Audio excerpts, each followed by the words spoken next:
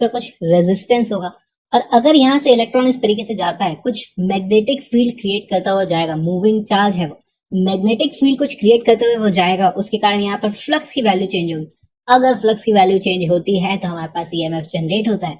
उसी ईएमएफ से जनरेटेड कुछ ऑप्शंस है, प्लीज वीडियो को पॉज करो, सॉल्व करने की कोशिश करो। सोल्यूशन देखते हैं। हमारे पास अगर यहाँ पर इलेक्ट्रॉन इस तरफ जा रहा है, इसका मतलब क्या है, यहाँ पर एक नेगेटिव चार्ज इस तरफ जा रहा है। अच्छा, नेगेटिव चार्ज आता है तो उसके ऑपोजिट डायरेक्शन में हमारे पास करंट होता है, तो हम मान सकते हैं कि यहाँ पर करंट इस तरीके से होगा। और करंट की वैल्यू यहाँ पर देखो, इस वक्त जहां जहां पर इलेक्ट्रॉन जाएगा, इलेक्ट्रॉन के कारण हम मान सकते हैं यहाँ पर उल्टे डायरेक्शन में ऐसे करंट था, फिर इलेक्ट्रॉन यहाँ से इधर जा रहा होगा, हम मान लेंगे यहाँ पर उल्टे डायरेक्शन में करंट था। तो हमारे पास जब भी करंट होता है उसके कारण कुछ मैग्नेटिक फील्ड होता है। अब मैग्नेटिक फील्ड किस तरीके से होगा, यहाँ पर मान लो इस दिशा में हमारे पास करंट है, ये हमारे पास करंट आ जाता है, तो राइट हैंड रूल के हिसाब से हमारे पास इस तरीके से कुछ मैग्नेटिक फील्ड लाइंस बनेगी, यहां से ऐसे, है ना। यहां पर जाएगा अंदर की तरफ इनटू द प्लेन, यहां पर आएगा आउट ऑफ द प्लेन। इस तरीके से हमारे पास मैग्नेटिक फील्ड आने वाला है। अब जब इलेक्ट्रॉन इधर से पास आएगा, जब इलेक्ट्रॉन इनफाइनाइट डिस्टेंस पे था, तो यहाँ पर तो फ्लक्स की वैल्यू 0 हो जाएगी, क्योंकि क्या ही मैग्नेटिक फील्ड, इलेक्ट्रॉन बहुत दूर है। लेकिन जैसे जैसे इलेक्ट्रॉन पास आता जाएगा तो यहाँ पर फ्लक्स की वैल्यू बढ़ेगी, जो भी वैल्यू बढ़ेगी, तो यहाँ पर ईएमएफ इंड्यूस होगा, इस तरीके से इंड्यूस होगा कि वो फ्लक्स को बढ़ने नहीं देना चाहेगा। ठीक है, इलेक्ट्रॉन फ्लक्स बढ़ाना चाहता है, जो इंड्यूस ईएमएफ होगा वो बोलेगा कि नहीं, फ्लक्स को बढ़ने नहीं देंगे हम, कुछ इस तरीके से वहां पर करंट का डायरेक्शन आ जाएगा।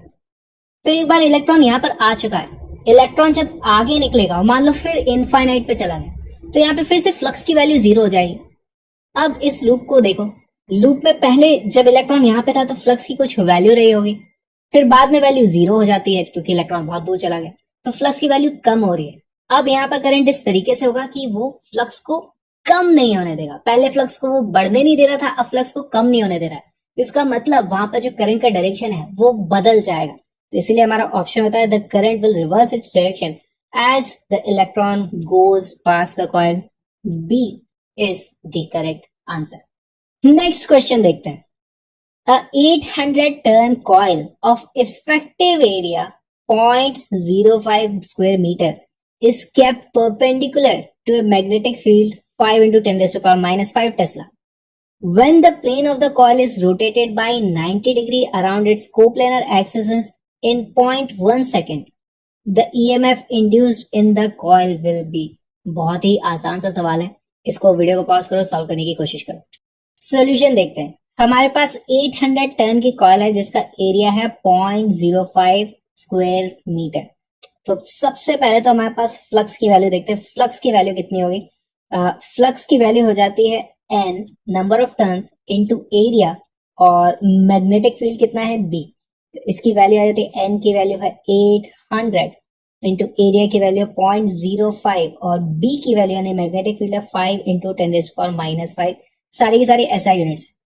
फिर उसके बाद क्या किया है कि when the plane of the coil is rotated by 90 degree, तो देखो पहले हमारे पास मैग्नेटिक फील्ड इस तरफ था और हमारा जो एरिया वेक्टर था वो भी इस तरफ था, एरिया वेक्टर। ये दोनों एक तरफ पॉइंट कर रहे थे, यानी कि मैग्नेटिक फील्ड ऐसे था, एरिया उसके परपेंडिकुलर था, सारा का सारा मैग्नेटिक फील्ड एरिया में से निकल रहा था। अब हमने क्या किया कि उसको 90 डिग्री घुमा दिया है बाद में इस तरीके से, एरिया को 90 डिग्री घुमा दिया, तो इनके बीच का जो एंगल है वो हो गया है 90 डिग्री। हमारे पास जो फ्लक्स का फॉर्मूला होता है उसमें क्या होता था, ए डॉट बी, तो वो हो जाता था ए बी कॉस थीटा। अभी कॉस थीटा की वैल्यू 0 हो जाएगी क्योंकि यहाँ पर थीटा की वैल्यू 90 डिग्री हो गई। इफेक्टिवली आप ऐसा देख सकते हो कि हमने एरिया को 90 डिग्री घुमा दिया, तो कोई भी मैग्नेटिक फील्ड लाइंस इसमें से नहीं जाने वाली। तो फाइनली हमारे पास जो फ्लक्स की वैल्यू हो जाएगी वो 0 हो जाएगी। इसमें बोल सकता हूँ इनिशियल फ्लक्स की वैल्यू इतनी थी, फिर हमारे पास कुछ फाइनल फ्लक्स की वैल्यू हो जाएगी, वो हो जाती है 0।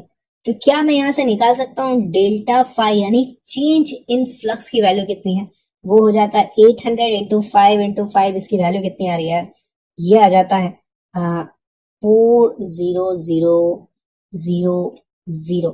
हाँ 8 5 40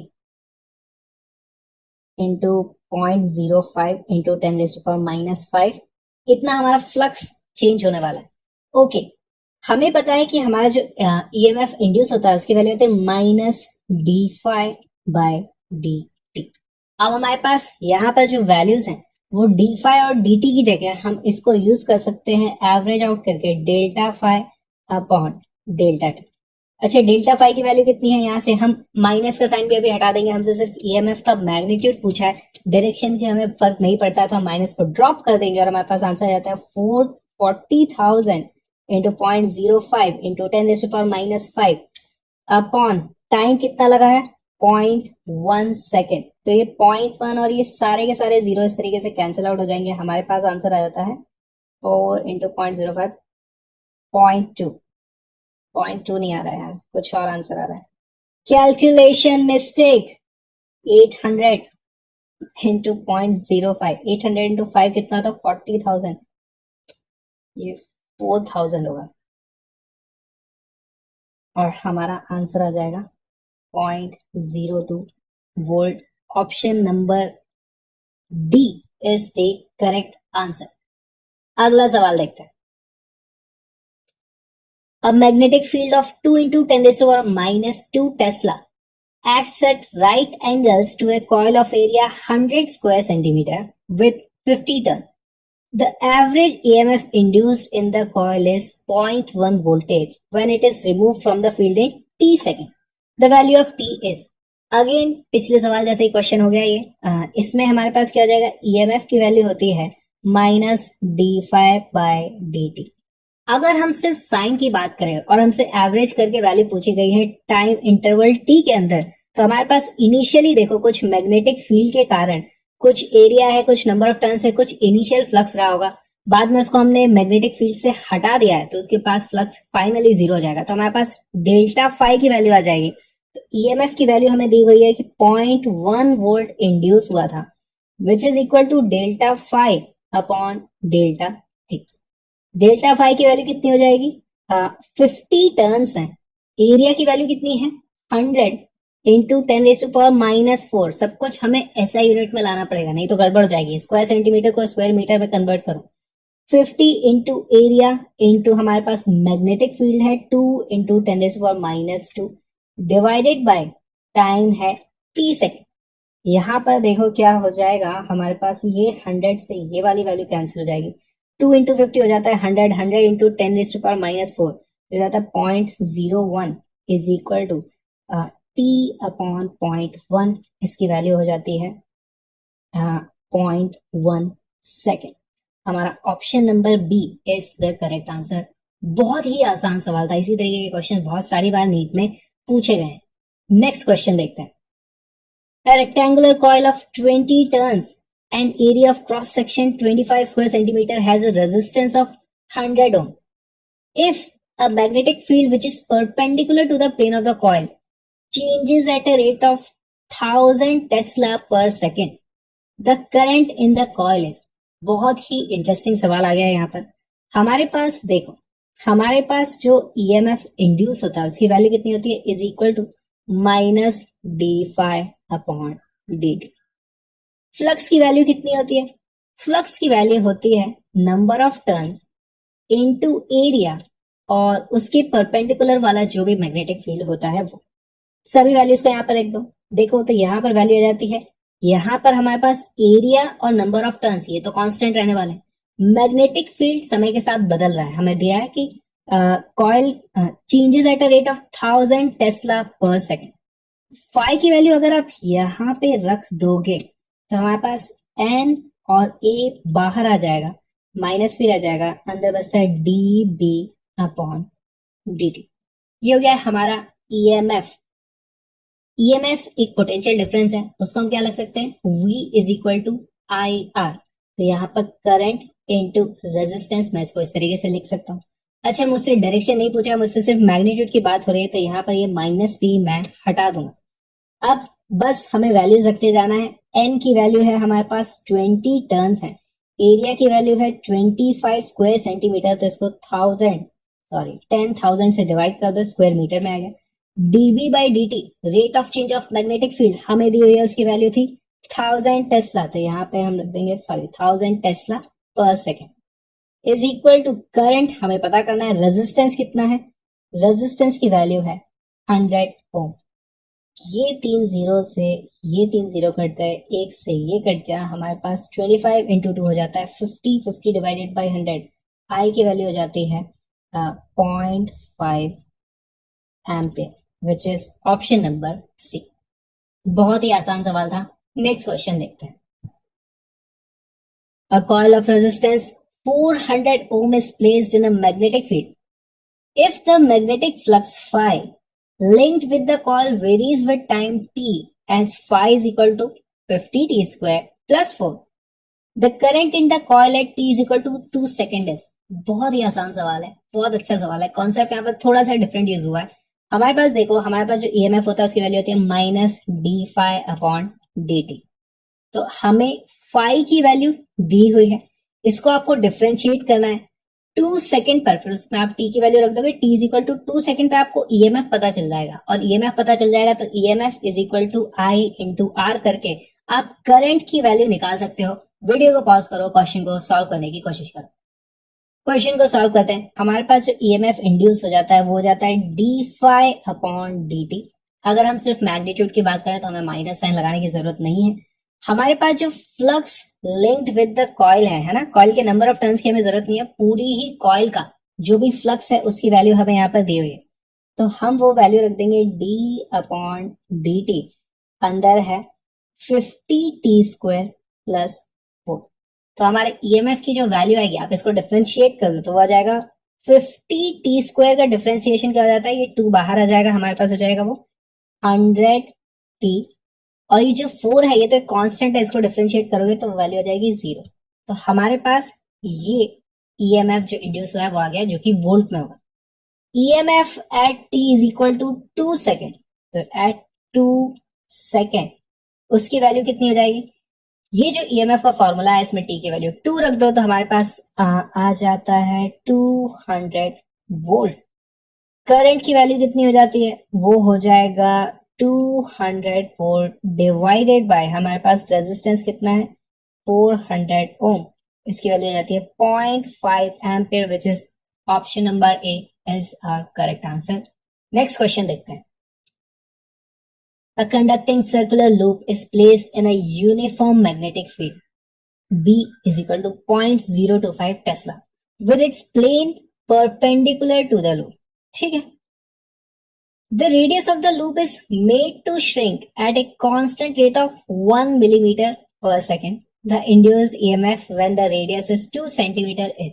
ये अगेन बहुत ही अच्छा सवाल है, बहुत ही कॉन्सेप्चुअल सवाल है। इसमें देखो हो क्या है, अभी तक हम फ्लक्स की वैल्यू चेंज कैसे करते थे, या तो हमारे पास मान लो मैग्नेटिक फील्ड इस डायरेक्शन में है तो हम एरिया को घुमा देते थे तो फ्लक्स की वैल्यू चेंज हो जाती थी, या फिर हम इस एरिया को उस फ्लक्स वाले इस मैग्नेटिक फील्ड से बाहर निकाल देते थे तो फिर फ्लक्स की वैल्यू 0 हो जाती थी वहां पर। इस तरीके से हम फ्लक्स की वैल्यू चेंज करते थे।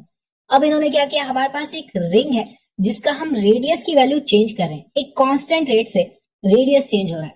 तो अगर रेडियस की वैल्यू चेंज होती जाएगी तो उसका एरिया बदलता जाएगा, एरिया बदलता जाएगा तो फ्लक्स की वैल्यू बदलती जाएगी, तो कुछ ना कुछ ईएमएफ इंड्यूस होने वाला है। तो हमें पता करना है कि वो ईएमएफ कितना इंड्यूस हो रहा है जिस वक्त हमारे रेडियस की वैल्यू 2 सेंटीमीटर है। वीडियो को पॉज करो, सॉल्व करने की कोशिश करो। चलो इसे सॉल्व करते हैं। हमारे पास फ्लक्स की जो वैल्यू होती है, फ्लक्स की वैल्यू हो जाती है B into area. Magnetic field की वैल्यू है 0.025, एरिया की वैल्यू हो जाती है पाई आर स्क्वायर। ठीक है, हमारे पास जो ईएमएफ इंड्यूस होता है वो होता है minus D phi upon D T. यहाँ पर जो हमारा फ्लक्स है वो रेडियस का फंक्शन है, वो टाइम का फंक्शन नहीं है, तो हम उसको डायरेक्टली डिफरेंशिएट नहीं कर सकते। फिर भी हम इसे डिफरेंशिएट करेंगे तो यहाँ पर वैल्यू हो जाएगी इस पूरे के पूरे फ्लक्स को, यानी कि इसे आप डिफरेंशिएट कर दो तो ये सारी की सारी चीजें तो कांस्टेंट है, ये एज इट इज बाहर आ जाएंगे 0.025 पाई। फिर आर स्क्वायर को डिफरेंशिएट करोगे टाइम के रेस्पेक्ट में तो हो जाता है 2r dr अपॉन dt। ये आ गया हमारा ईएमएफ। अब dr by dt rate of change of radius वो हमें दी हुई है 1 मिलीमीटर पर सेकंड, तो उसको पहले तो मीटर पर सेकंड में लेके आओ, इसकी वैल्यू हो जाती है 0.025 pi into 2 into r into 0.001 metre per second. सारी की सारी चीजें ऐसा यूनिट में आ गई।